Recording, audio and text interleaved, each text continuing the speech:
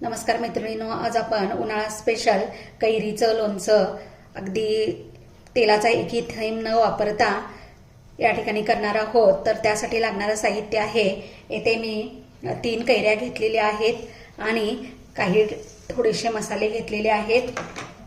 त्यासाठी मी 1 चमचा बडीशेप घेतलेली आहे, 1 चमचा जिरे घेतलेले आहेत, थोडीशी या ठिकाणी मेथी घेतलेली आहे, काळी मोहरी घेतलेली 1 चमचा आणि पिवळी मोहरी घेतलेली आहे, 2 लिंबू घेतलेले आहेत। त्यानंतर हळद, हिंग आणि चवीनुसार मीठ, लाल तिखट। तर सुरुवातीला मी या ठिकाणी ह्या ज्या कैऱ्या आहेत ह्या स्वच्छ धुवून घेतलेल्या आहेत। याला मी कोरड्या फडक्याने पुसून या कट करून घेणार आहे। कैरीचा देठाचा भाग काढून घेतलेला आहे।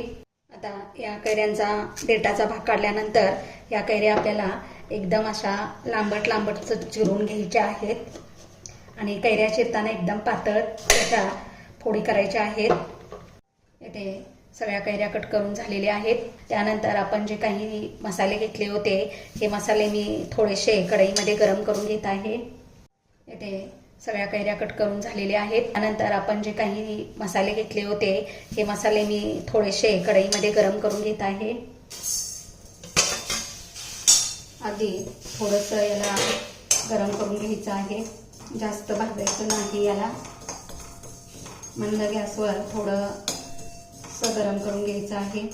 इथे हा मसाला आपला भाजून झालेला आहे, गॅस बंद करायचा आहे। त्यानंतर हे लिंबू मधून कट करून घ्यायचे आहेत, रस काढून घ्यायचा आहे।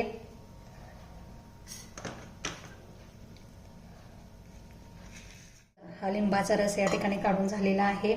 जो भाजलेला मसाला आहे तो एका मिक्सरच्या भांड्यात काढून घ्यायचा आहे। याची मोठी मोठी फोड करून घ्यायची आहे।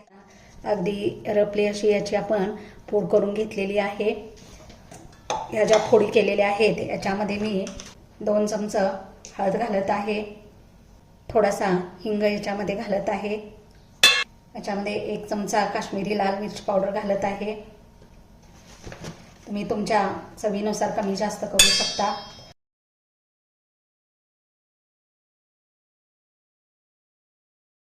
इथे छोटे 3 चमचे मीठ घातलेला आहे।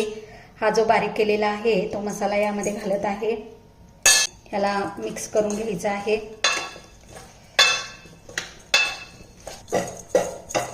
आता सर्व मसाल्याला कोट झाल्यानंतर हा जो लिंबाचा रस आपण घेतलेला होता काढून तो याच्यावरती घालायचा आहे आणि पुन्हा एकदा याला मिक्स करून घ्यायचा आहे।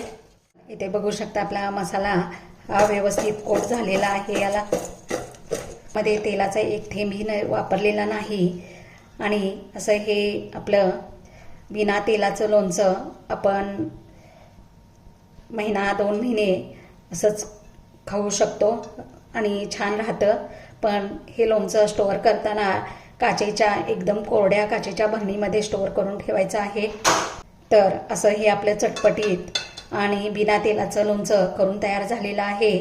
तुम्हाला जर असंच चटपटीत आणि पटकन होणारं लोणचं करायचं असेल तर या पद्धतीनं करू। आणि माझी ही रेसिपी तुम्हाला आवडली असेल तर माझ्या चॅनलला लाईक अँड सबस्क्राईब करायला विसरू नका।